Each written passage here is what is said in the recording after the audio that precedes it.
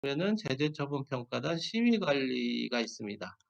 그래서 제재 같은 경우도 처음에 제재에 대해서 이제 결과가 나오면은 마찬가지로 그 정상과 마찬가지로 이제 사전 확정이 되는 거고요. 그래서 사전 확정 안내가 나가면은 그 연구개발기관에서 재검토 요청을 하게 돼 있고요. 그래서 재검토 요청 심의관리가 벌어지고 그런데 혁신법에서 바뀐 거는 재검토 요청을 할 때 부처냐 아니면은 이제 연구자 권익보호회냐를 선택할 수가 있습니다. 그래서 연구자 권익보호위원회를 선택을 했으면은 밑으로 돌게 됩니다. 연구자 권익보호회는 다들 아시다시피 이제 과기부에서 지금 실행하고 있고요. 그래서 혁신법상 이제 아이리스의 데이터가 들어온 이제 문제과제 관리는 이제 과기부에서 요 메뉴를 통해서 이제 제재에 대한 재검토 요청 관리를 진행할 예정입니다. 이렇게 이제 재검토 요청까지 진행이 되면은 결과 안내, 마지막 최종 결과 확정 안내를 통해서 이제 통합 제재 관리로 넘어가게 됩니다. 그 통합 제재 관리에서 마찬가지로 그 NTIS 쪽에 이제 참여 제한이나 그 환수금, 제재 부과금 정보를 이제 연계할 수 있는 화면이 되겠습니다. 그럼 먼저 앞단에 안건 산정하는 부분부터 좀 말씀드리겠습니다. 제재심의 안건 산정은 보통 그 1차 오픈 대상이 이제 5대 전문기관하고 많이 얘기해 봤는데요. 그 안건 산정을 이제 상비평 같은 경우에는 이제 간사분들이 하시는 경우가 있고요. 기정원 같은 경우에는 사후관리실에서 현재 한다고 하는데, 이 아이리스 시스템에 맞게 이제 간사분이 안건 산정을 할 수 있도록 이렇게 한번 해보겠다고 하셨습니다. 그래서 안건 산정은 기본적으로 이제 간사분들이 진행을 해주시고요. 그래서 그 프로그램 구조를 보시면 왼쪽에는 이제 본인이 올렸던 이제 심의위원회 안건 대상 목록이 보이고요. 그 다음에 클릭을 하시면은 오른쪽에 상세 내용들이 보이게 됩니다. 신규로 안건을 등록하시려면은 안건 등록 버튼을 누르면 됩니다. 그래서 안건 버튼 등록을 클릭하게 되면은 상단에 이제 빈 행이 하나가 추가가 되고요. 그래서 오른쪽에 이제 새로 입력을 할 수 있는 입력 푸시 보이게 됩니다. 여기서 최초 그 평가 결과, 항상 이제 문제과제 관리는 특별 평가를 통해서 거의 넘어오기 때문에 이제 그 평가 결과를 이제 넣어야 되고요. 그 기술력 미납이나 이제 회수분 미납권은 이제 평가를 통해서 넘어온 건 아니기 때문에 뭐 넘어올 수도 있겠지만요. 그렇기 때문에 지금 현재는 이제 필수 조건으로는 되어 있지 않습니다. 그래서 선택하셔도 되고요. 그다음에 선택 안 하셔도 됩니다. 그다음에 첫 번째 맨 처음에 하실 것은 이제 심의 대상 과제를 선택하시면 됩니다.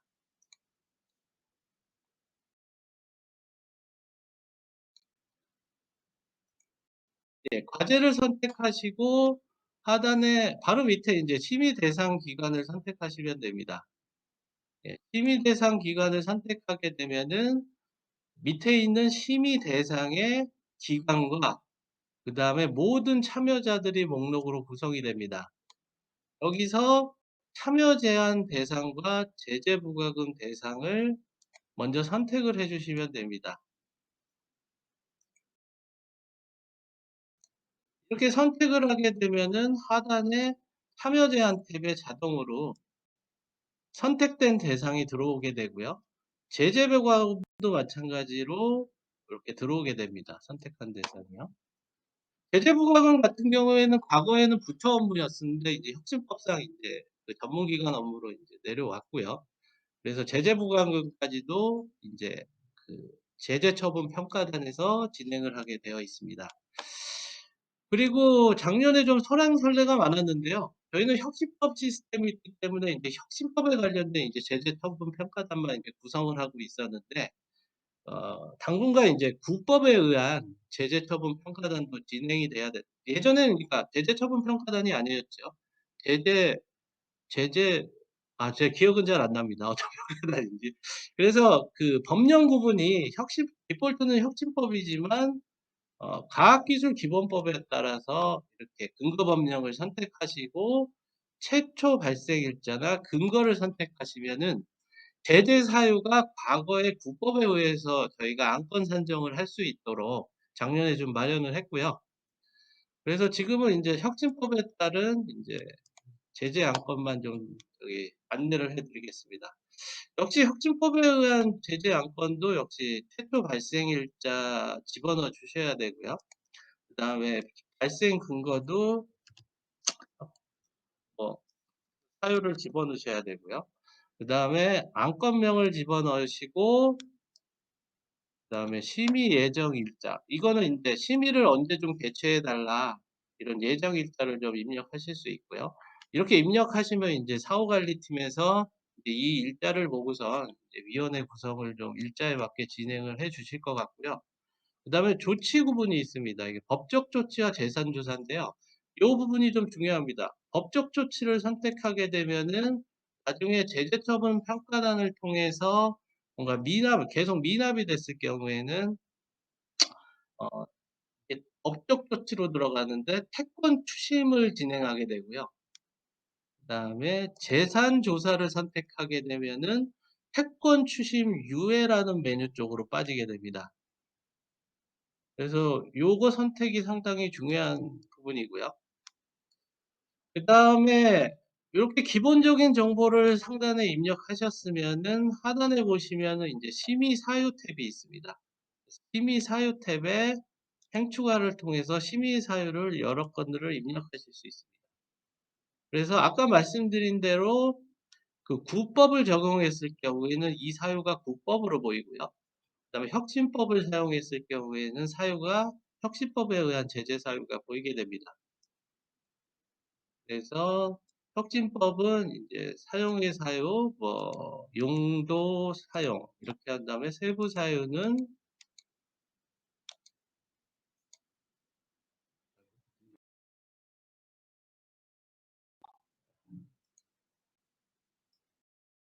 예 요런 식으로 용도의 사용의 사유는 뭐 위조 변조 표제 뭐 보안 대책 이런 것이 있고요. 그다음에 연구 개발비 용도의 사용은 요런 식으로 돼 있습니다. 이렇게 해서 문제 과제를 설정할 수 있고 그다음에 상세 사유를 입력하실 수가 있습니다. 이렇게 사유를 입력한 후에 다음에 그 심의 결과 탭을 통해서 안건 산정을 하실 때 참여 제한과 제재 부과금은 위에 대상에서 자동으로 선택을 했기 때문에 자동으로 들어오게 됩니다. 참여 제한과 제재 부과금. 여기서 인제 행추가를 통해서 뭔가 다른 사유, 연구 개발비를 전액 환수한다든지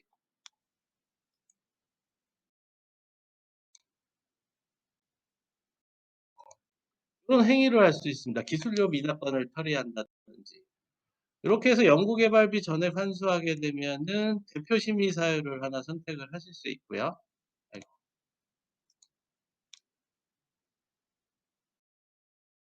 그다음에 납부 대상 금액을 넣으시면 됩니다. 이렇게 해서 심의 결과에 따른 이 반납할 인제 납부 대상금을 선택하고요. 결국은 이 납부 대상금이 나중에 인제 제재 처분 평가단이 완전히 확정 처리됐을 때 납부 계획으로 잡히는 금액이 되겠습니다. 그다음에 안건 산정할 때 그리고 요거는 좀 의아하실 분도 있으실 것 같습니다. 안건 산정을 간사분들이 하실 때 이렇게 심의 결과까지도 다 입력하실 필요가 있냐 뭐 이런 얘기도 뭐 설렘설렘 안 하는데요. 일단은 대부분 5대 전문 특히 그 2대 전문 기관인 그 상계평가 기정원 얘기를 들어보면은 이미 확정된 결과를 많이 안건 산정을 하신다고 해서 이미 결정된 사항을 안건 산정을 하기 때문에 심의 결과까지도 이미 예정이지만 넣으신다고 하시고요. 물론 그거를 인제 결과가 없으시면 안 넣으셔도 되고요. 안 넣으시면 인제 결과를 등록할 때 다시 수정을 하실 수가 있습니다, 사후관리팀에서. 그다음에 첨부 파일 탭에서 첨부를 넣으시고 그다음에 아까 선택했던 심의 대상에서 선택해선 참여 제한 쪽에서 인제 참여 제한에 대한 사유를 매핑해야 됩니다. 그래서 기관은 위조 면적 표절에 의해서 어 참여 제한이 걸렸다 하면 인제 그 제재 매뉴얼에 따른 표준 감경 규정이 자동으로 세팅이 됩니다. 뭐 가중 강경도 당연히 선택할 수 있고요. 가중 강경을 선택하시면 좀 사유를 입력하고 개월수 조정이 가능합니다. 이것도 법적으로 제재 법적으로 세부 기준은 이렇게 좀 저희가 한눈에 볼 수 있도록 이렇게 사유에 따른 감경 가중 기준, 참여 제한과 제재 부분의 기준을 좀 넣어 놨습니다. 그래서 요거를 보시고선 인제 요 세팅이 여기에 따라 제어가 되는 것을 알 수 있고요. 요렇게 해서 하나하나 참여 제한에 대한 사유들을 입력을 하시고 그다음에 제재 부과금의 처리를 또 진행해야 됩니다. 제재 부과금도 마찬가지로 이 세부 기준을 보시면은 사유에 따라서 이렇게 엄청난 제재 부과금이 인제 책정이 됩니다. 위조 편결일 경우에는 그 부과 기준 금액이 마찬가지 정부지원금이죠. 정부지원금에 따라서 표준에 따라서 인제 금액이 세팅이 되고요.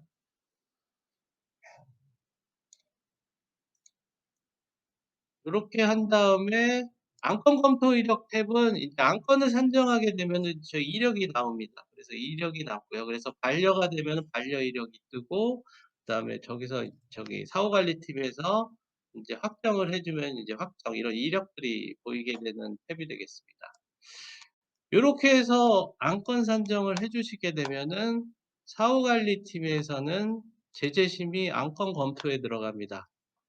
그 사후관리팀에서는 안건 역시 마찬가지로 포맷은 똑같습니다. 안건 산정할 때하고 똑같이 왼쪽에는 안건 대상이 보이시고요.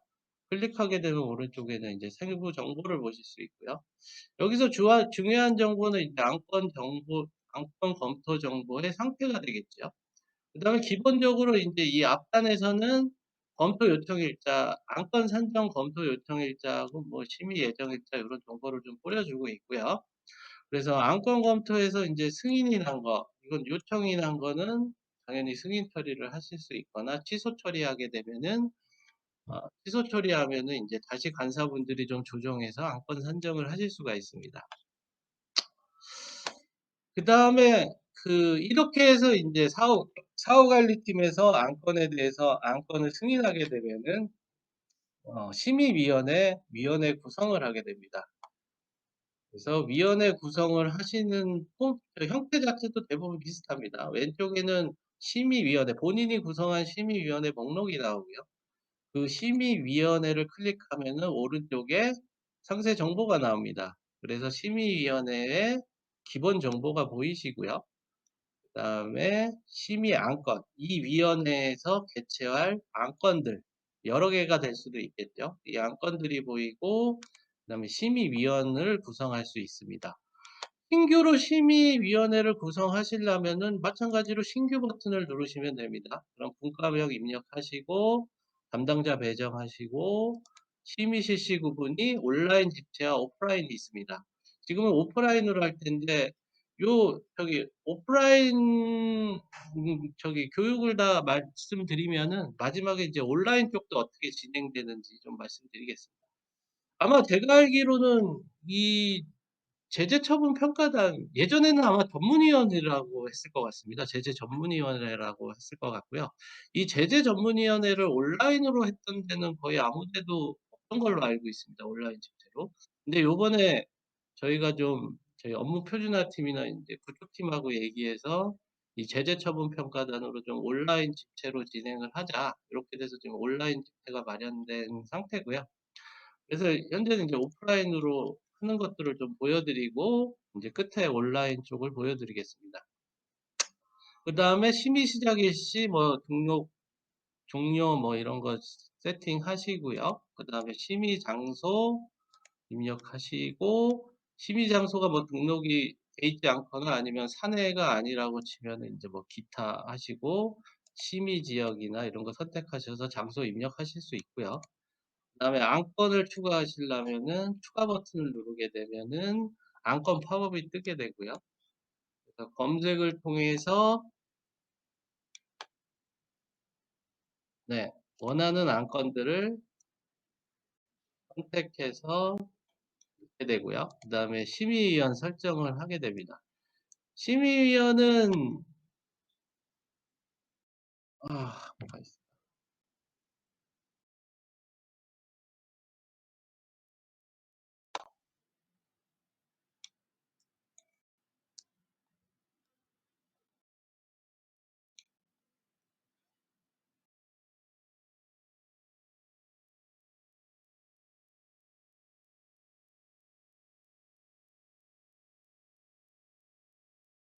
이거는 제가 심의위원 쪽은 좀 다른 방식으로 설명드리겠습니다.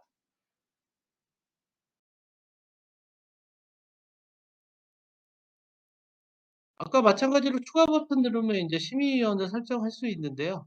아까 타당성 검토위원회와 마찬가지로 심의위원을 설정하면은 이제 수당이나 여비나 그다음에 위원장 수당은 또 별도로 있고 이런 것들을 세팅하게 되고요. 그래서 이제 제재 심의 결과 등록 다음에 보여드릴 텐데요. 이 결과 등록할 때 그 각 전문기관의 이 결제 요청 정결 버튼을 하게 되면은 만약에 전문기관들이 MIS 연동을 하셨다면은 저희와 그러면 이 정보들이 넘어갈 겁니다. 그러면 이제 전문기관에서 이 MIS에서 이 정보를 받아서 이제 회계팀에서 아마 이 수당을 지급할 걸로 예상이 되고요. 이렇게 이제 결제 요청 정결을 하고 나서 위원회 구성이 되면은 간사분들은 오프라인 심의 결과를 해당 메뉴에서 등록하실 수가 있습니다. 이게 제재 심의 결과 등록 메뉴고요. 이 화면은 좀 3분할 형식으로 되어 있습니다. 먼저 좌측에는 분과 목록이 보이고요. 그래서 분과를 클릭하게 되면은 분과에 구성된 안건이 하단에 보이고요. 그 다음에 안건을 클릭하게 되면 오른쪽에 안건 정보가 보이게 됩니다. 하나 더 거치는 구조고요. 그래서 결과 등록을 하실 때 하는 행위는 이 심의 결과를 등록할 때 모든 정보를 다 수정하실 수 있습니다. 지금 확정 정보라서 그렇고요. 이렇게 미확정인 상태에 있는 안건들은 심의 결과 등록할 때 모든 탭들을 다 수정 가능하고요. 마지막에 심의위원장이 낸 이제 종합 의견을 여기서 작성한 내용을 갖다가 넣을 수 있는 게 중요한 내용이고요. 그 다음에 오른쪽에 온라인 집체를 했을 경우에는 전자평가 쪽에 이제 온라인 집체 심의가 구성된다고 아까 말씀드렸고요. 그건 이제 요 끝나고 말씀드릴 거고요. 거기에 결과를 가져와서 저기 복사해서 넣는 기능이 오른쪽 기능이 되겠습니다.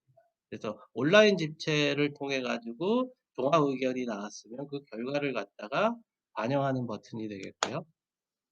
지금은 그다음에 요렇게 이제 모든 정보를 수정하실 수 있고 그다음에 이거 방금 이 부분은 이제 저 오프라인 집체이기 때문에 이 위원 자체가 오프라인이기 때문에 이 오프라인으로는 이제 청렴윤리 서약서나 이런 것들을 이제 첨부 파일로 받아서 여기 입력하실 수가 있습니다. 물론 위원들의 참석 여부도 관리하실 수 있고요. 불참이면은 이렇게 불참 사유나 이런 것들을 입력하실 수 있고요. 네, 심의 수당에 뭐 이런 것들 기술력 여부나 이런 거 관리하실 수 있고 그다음에 보안 청렴 윤리 서약서를 이렇게 첨부로 등록하실 수 있습니다. 그다음에 어, 실제로 지급 정보를 갖다가 이분들한테 수당 지급을 하기 위해서 주민번호를 통해서 계좌 정보를 받아야 되기 때문에 실예금주 조회를 통해서 계좌 정보가 활성화되고 이게 세팅이 되면은 마찬가지로 마지막에 결제 요청을 통해서 전문기관의 아이리스와 연계가 되어 있으면 이제 이런 지급처 정보들이 심의위원회 지급처 정보들이 이제 연동이 되게 됩니다. 그렇게 해서 MIS 쪽에서는 이제 지급 처리가 가능하게 되고요. 이렇게 결과를 등록하고 결제 요청 정결을 하게 되면은 이제 마지막으로 이제 제재 심의 결과 검토를 통해 가지고 마지막 확정 처리를 하게 됩니다. 이렇게 최종적으로 이제 안건이 확정이 되면은 이제 사전 결과 안내를 진행해야 되고요. 그건 이제 제재 심의 결과 안내 프로그램을 통해서 하게 됩니다. 이 프로그램은 보시면은 사전 안내, 확정 안내를 다 할 수 있습니다. 왜냐하면은 재검토 요청이 없을 수 있기 때문에 재검토 요청 기간이 20일이고요. 그래서 20일이 지나면은 확정 안내를 하실 수가 있습니다. 그래서 먼저 사전 안내를 하기 위해서 목록을 보시면은 안건 단위로 되어 있고요. 그래서 이 안건 정보에 회수금, 환수금, 기술료, 제재부과금이 얼마나 책정되어 있나 한눈에 보실 수 있고요. 그 다음에 안건 산정부터 심의 결과 나온 거, 그 다음에 사전 안내는 어떻게 했는지, 그 다음에 재검토 요청은 며칠 날 했고 어떻게 됐는지, 재검토 요청에 의한 심의 결과는 며칠 날 했는지, 그 다음에 마지막으로 확정 안내는 어떻게 했는지를 한눈에 보실 수 있고요. 그 다음에 또 하나 특이한 건 제재 같은 경우에는 공시송달 일자라는 게 좀 있습니다. 제재가 한번 나가면 이제 더 이상 제재 처분 평가단에서 한번 나가면 법적 조치밖에 채권 추심 행위밖에 들어가지 않기 때문에 이 안내에 대한 근거는 상당히 중요한 이제 연구개발기관과의 법적 다툼 소지가 있다고 많이들 말씀하셔서 그래서 안내를 나갈 때 이제 공시송달 근거 부분을 좀 넣어놨습니다. 그래서 등기 발송을 선택하시면 등기 발송 실제 예상 일자를 넣으시고 이 일자에 맞춰서 제재 처분 평가단의 납기 기한이 잡히게 됩니다. 그래서 요거 상당히 중요한 내용이고요. 그래서 툴팁으로는 이렇게 마련이 되어 있습니다. 요거 자세히 읽어보시면 알 수 있고요. 그 다음에 세부 정보들을 이 화면에서 한눈에 보실 수 있습니다. 예를 들면 이제 안건 산정의 팝업 아이콘을 클릭하시면은 산정 당시에 산정 당시에 그 정보들을 확인하실 수 있습니다. 산정 당시에. 그 다음에 심의 다시의 정보를 확인하실 수 있고요. 그 다음에 재검토 요청은 어떻게 왔는지 결과를 확인하실 수 있고요. 재검토 요청에 의해서 요건 아직 이제 심의가 벌어지지 않았기 때문에 블라인드 처리되어 있고요. 그래서 한눈에 상세 정보를 좀 확인할 수 있게. 그래서 요 제재 심의 결과 안내는 좀 종합적으로 모든 것을 확인할 수 있는 그런 프로그램으로 되어 있습니다. 요렇게 해서 이제 사전 안내가 나갔는데 이제 연구개발기관에서는 20일 이내에 이제 재검토 요청이 오게 되면은 이제 재검토 요청 검토 관리를 통해서 진행하시면 되는데 아까 사전에 말씀드렸다시피 이제 재검토 요청을 연구개발기관에서 할 때 희망 기관을 선택하실 수 있습니다. 소관중앙행정기관과 연구자 권익보호위원회를 선택하실 수 있고요. 그래서 소관중앙행정기관을 선택하면 해당 요 재검토 요청 심의관리에 재검토 요청 검토관리 쪽으로 재검토 요청 정보가 넘어오게 됩니다. 그 다음에 연구자 권익보호위원회를 선택했으면은 하단에 연구자 권익보호위원회 재검토 요청 검토 관리 쪽으로 넘어올 거고요. 그래서 요거는 아까 말씀드렸다시피 과기부에서 이제 운영하기로 예정되어 있습니다. 그래서 재검토 요청 화면도 뭐 신청 내역을 이제 이렇게 보실 수 있고요. 그래서 이렇게 신청 내역을 보시면서 아까 타당성위원회하고 비슷한 화면입니다. 그래서 먼저 그 진행 상태가 이렇게 기관 담당자 제출 승인이 되어 있는 건들은 액션을 하실 수가 있고요. 그래서 접수를 하게 되면은 접수 완료로 상태가 바뀌고 물론 반려도 하실 수 있습니다. 그래서 반려하게 되면은 연구개발기관에서 다시 재검토 요청을 올릴 수가 있고요. 그 다음에 접수를 하고 나서 검토 결과를 입력하셔야 됩니다. 그래서 검토 결과 입력하실 때 원안 확정과 마찬가지로 승인이 있습니다. 그래서 원안 확정을 하게 되면은 이건 이제 재검토 요청위원회로 넘어가질 않습니다. 그래서 승인을 하게 되면은 이 재검토 요청에 대해서 승인한다는 거겠죠. 타당성이 있다고 보여지고요. 그래서 재검토 요청에 대해서 승인을 한 거기 때문에 그 다음부터는 재검토 요청 심의위원회 구성을 하실 수 있게 됩니다. 그래서 재검토 요청 심의위원회 구성부터 결과 등록까지는 이 제재심의위원회 구성과 제재심의 결과 등록 메뉴하고 똑같습니다. 똑같은 행위를 하시면 되기 때문에 설명은 좀 생략하겠습니다.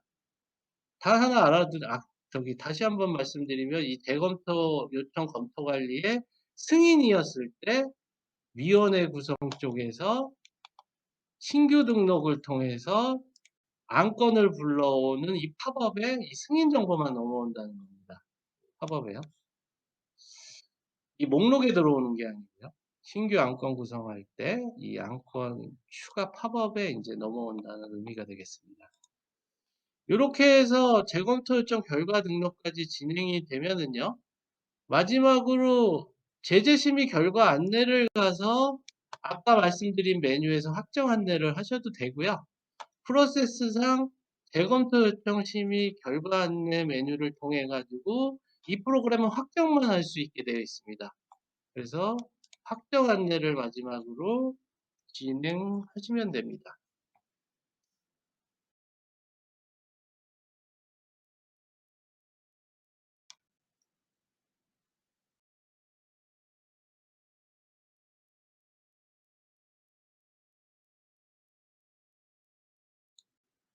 이렇게 해서 최종적으로 확정 안내, 마찬가지로 이제 공시송달, 일자, 뭐 효력 근거나 이런 것들을 입력하셔야 돼서 확정 안내를 하게 되면은 이 순간에 이제 세 군데 메뉴로 이제 전파가 됩니다. 첫 번째는 메뉴를 좀 닫겠습니다. 아이고.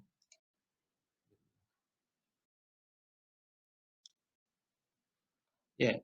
첫 번째는 확정 안내를 하면 통합 제재 관리 쪽으로 넘어갑니다. 그래서 사전에 말씀드린 대로 이제 참여 제한, 환수금, 제재 부과금 정보가 해당 메뉴로 넘어오게 되고요.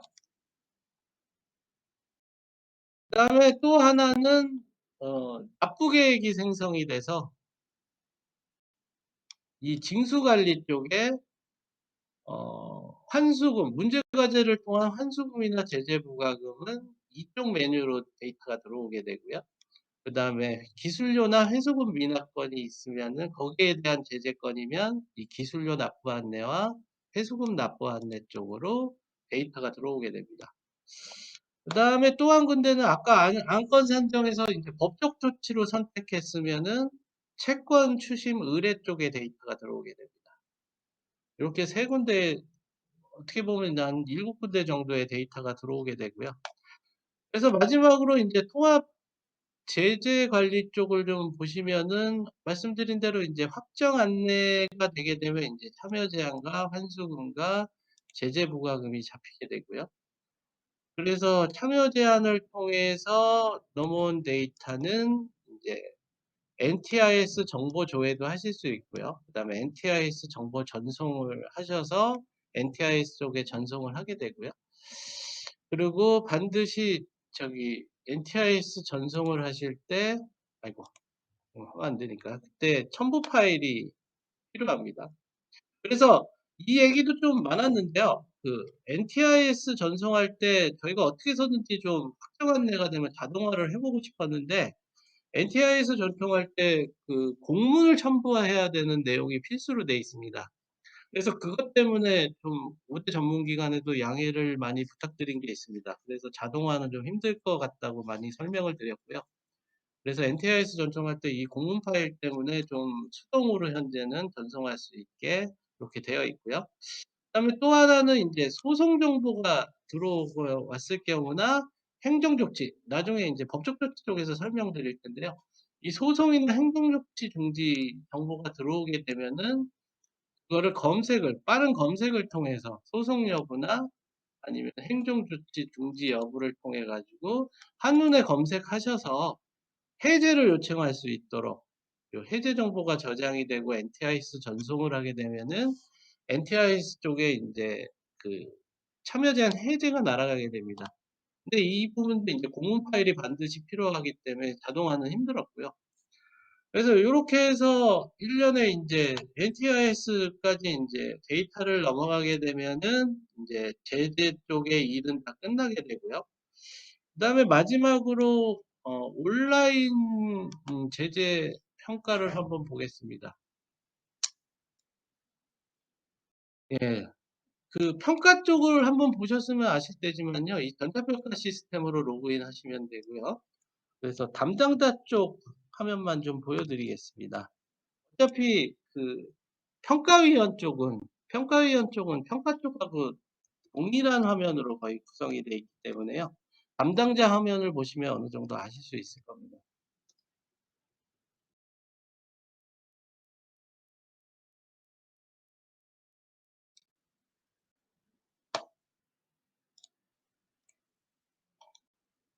예. 그 로그인을 하시게 되면은 상단에 평가 쪽 탭이 있고 제재처분 평가단 관리 쪽 탭이 있으실 겁니다. 그래서 제재처분 평가단 관리 쪽 탭을 선택하시고 검색 버튼을 누르게 되면은 인제 본인이 인제 온라인 집체로 인제 위원회 구성을 한 목록이 뜨게 됩니다. 여기서 뭐 안건수 처음에 이제 안건수 정도 나오게 되고요. 그래서 안건수가 5개 정도인 거 한번 선택을 해 보겠습니다.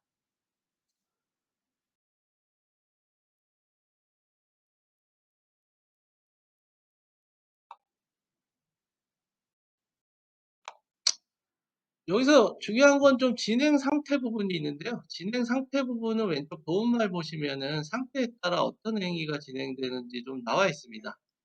근데 좀 우리가 유연하게 만들어 놓은 건 있기 때문에 반드시 이런 건 아니지만 그래도 요런 단계에 따라서 인제 일이 진행되는 걸 알 수 있고요. 그래서 요거는 인제 위원회에 대한 이 진행 상태가 되겠고요. 그다음에 해당 안건별로 진행 상태도 요렇게 보이게 됩니다. 그래서 최종적으로 이 온라인 집체의 안건 진행 상태는 종합 의견이 작성됐냐, 작성 중이 가능하냐 요런 상태를 관리하고 있는 상태고요. 그다음에 해당 이 담당자 메뉴를 보시면은 안건을 이렇게 보실 수 있고 그다음에 상단에는 간단하게 인제 위원회 정보, 분과 정보가 보실 수 있고요. 그다음에 하단에는 위원들, 평가위원, 심의위원이라고 하겠습니다. 전문위원 또는 인제 심의위원이라고 하겠습니다. 그래서 심의위원 정보를 보실 수 있고요. 그다음에 심의 수당 정보까지도 여기서 좀 수정해서 바로 저장하실 수 있게 돼 있고요. 그다음에 해당 메뉴에서 온라인 집회에서 실제로 인제 참석 여부 관리하실 수 있고요. 그다음에 청렴 윤리 서약서를 평가위원들이 온라인 집체 그 시스템에 직접 들어오셔 가지고 전자평가 시스템에 들어오셔서 직접 평가처럼 청렴 윤리 서약서나 지급 확인서를 제출하게 됩니다. 그러면은 이 제출이 되면 Y로 뜨게 될 거고요. 거기서 이제 반려 처리도 할 수 있고 이렇게 제출된 온라인 지급 확인서는 이렇게 확인이 가능하시고요. 그다음에 그 요것도 인터뷰 과정을 처음 하는 행위이기 때문에 이 온라인 집회가 처음 인제 시스템 구축을 하는 행위이기 때문에 좀 인터뷰를 많이 가졌습니다. 각 5대 전문기관하고요. 실제로 하는 행위를 보니까 저희 같은 경우는 인제 모든 안건을 인제 평가위원장이 할 줄 알았는데 그렇지 않다고 하더라고요. 그러니까 종합 의견을 작성하는 권한이 전부 평가위원장에 있을 줄 알았는데 그렇지 않고 안건별로 인제 나눠서 종합 의견을 작성한다는 의견을 많이 주셔서 그래서 평가위원장을 제외한 평가위원들은 그 안건을 갖다가 종합 의견 작성을 위한 그 안건을 갖다가 배정하실 수 있습니다, 담당자분들이. 그래서 이 해당 안건에 이 3번 안건을 인제 54번 저기 위원한테 이렇게 배정을 하실 수가 있고요. 그렇게 되면은 평가위원장한테 배정돼 있던 것이 밑으로 내려가게 됩니다. 그래서 뭐 비정원 같은 경우에는 제가 듣기로는 뭐 한 위원회당 뭐 적게는 10 에서 많게는 뭐 20 건까지도 하루에 처리하는 경우도 있다고 하셨고요. 그래서 위원장 혼자 도저히 할 수 없다는 얘기도 많았습니다. 그래서 보감 의견을 작성하는 거를 이렇게 각각 배정을 하실 수가 있고요.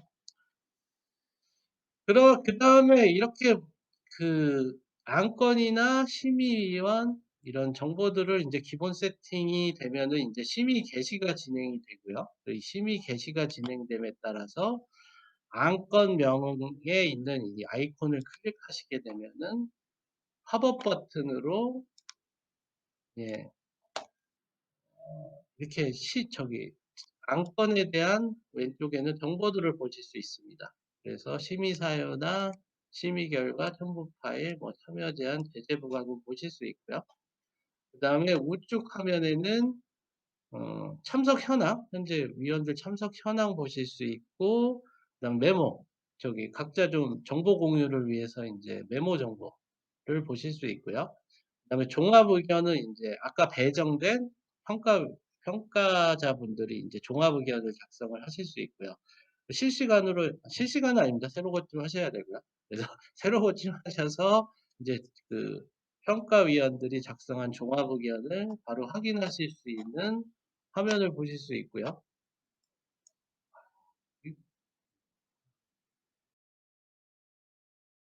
그다음에 평가표가 만약에 매핑이 되어 있으면은 인제 평가표도 조회가 가능하고요. 요렇게 해서 인제 간단하게 좀 약식으로 인제 종합 의견을 작성할 수 있게 온라인 집체, 그러니까 관점은 인제 참석 여부 관리한다. 그다음에 배정한다. 안건에 따라 심의위원들을 배정을 하고요. 거기에 따라 인제 온라인 집체를 통해 인제 종합 의견을 작성하는 요런 형태의 인제 간단한 좀 온라인 집체 전자평가 시스템이 구성되어 있습니다. 예. 여기까지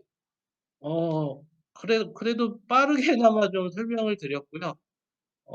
한 10분 정도 좀 질문을 받도록 하겠습니다.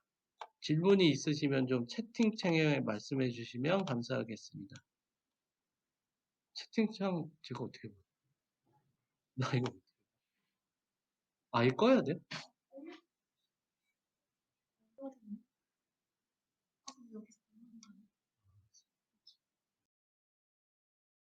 화면이 안 어. 어.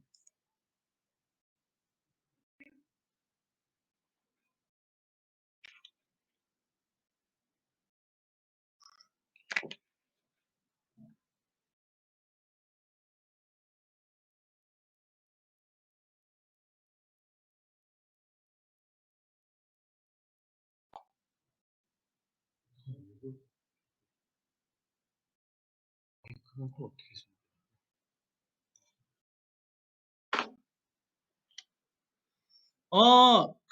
최초 발생일이라는 거는 국법 때문에 좀 생긴 건데요. 그러니까 아까 말씀드린 대로 그 제가 듣기로는 혁신법 이전에 그러니까 혁신법이 발생한 시초 이전에, 그러니까 제재는 발생주의 원칙이라고 들었고요.